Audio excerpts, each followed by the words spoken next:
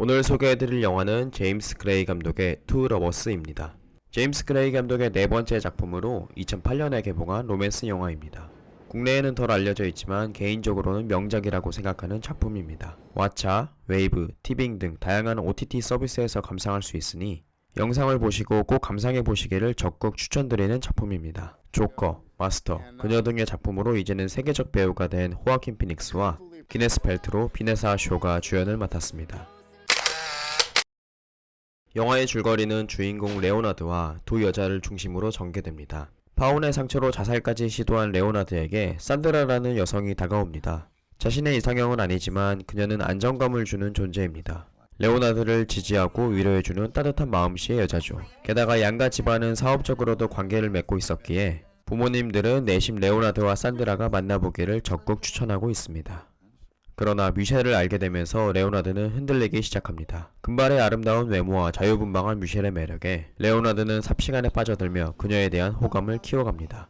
미셸에게 작은 도움을 주고 친밀한 관계를 맺기 시작하면서 레오나드는 안정이 아닌 자신의 욕망을 따르기 시작합니다. 하지만 미셸은 유부남인 애인을 만나고 있었고 오직 그만을 사랑합니다. 미셸에게 적극적으로 구애를 하지만 좋은 오빠 같다며 거절만 당하던 레오나드는 미셸이 유산으로 인해 유부남 애인과 소원한 틈을 이용해 미셸의 마음을 얻는 데 성공합니다. 둘은 잠시나마 행복한 시간을 보냅니다. 하지만 그러는 와중에도 산드라와의 관계는 정리하지 못한 채 산드라와의 관계도 미셸에 대한 감정도 깊어만 가는데요. 결국 미셸과 샌프란시스코로 사랑의 도피를 결심한 레오나드는 산드라와 가족, 모든 것을 버리고 샌프란시스코로 떠날 준비를 합니다. 너만 행복하면 된다며 위로하는 어머니와 아버지를 뒤로한 채 자신을 사랑하는 산드라와 사업까지 모든 것을 내팽겨치고 레오나드는 약속된 장소에서 미셸이 나오기를 기다립니다. 기쁨이 옅어지고 불안으로 바뀔 무렵 미셸이 레오나드 앞에 나타납니다. 과연 레오나드는 미셸과 떠나며 원하던 사랑을 쟁취할 수 있을까요?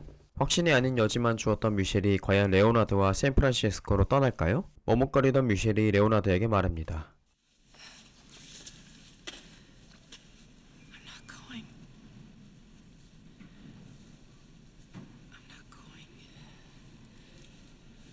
He left his family for me. He told his wife everything. He says he wants us to get married.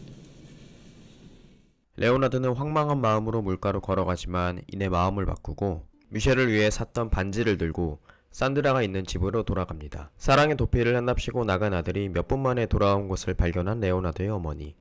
어머니의 미소에는 어쩐지 안타까움이 묻어 있습니다. 반지를 선물하며 프로포즈하는 레오나드.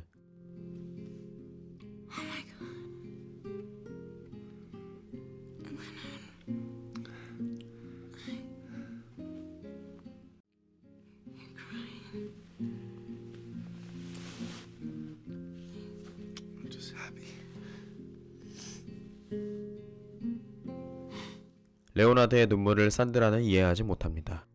이토록 비극적인 해피엔딩이 있을까요? 꼭 껴안은 둘을 비추며 영화는 막을 내립니다.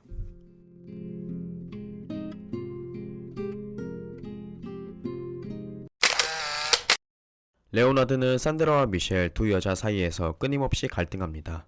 산드라가 이상적인 행복을 보장해줄 수 있는 안정적인 선택지라면 미셸은 어쩔 수 없이 끌리고야만 하는 위험한 도박수 같은 선택지입니다. 미셸이 틈을 허락하며 관계가 진전될 때 레오나드는 산드라에게 소홀하지만 반대로 미셸이 벽을 치거나 떠나갈 때 레오나드는 산드라에게로 도망갑니다. 레오나드라는 인물은 시종일관 우유부단하고 미성숙한 모습을 보여줍니다. 영화의 첫 장면에서 레오나드는 사람들에 의해 죽을 뻔한 위기에서 살아나지만 자신을 구해준 사람들에게 기꺼이 고맙다는 인사를 하지 않습니다.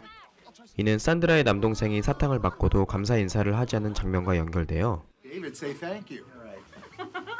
레오나드의 미성숙함을 나타내는 연출이기도 합니다. 시종일관 우유부단한 레오나드는 찌질하고 비호감의 모습을 보여주지만 우리 안에도 레오나드 같은 면이 있다는 것을 부인하기는 어려울 것 같습니다. 이 작품의 모티브는 도스토옙스키의 베게아라는 작품입니다. 어린 처녀 나스첸카가 주인공 나와 돈 많은 남자 사이에서 갈등하는 줄거리를 다루고 있습니다.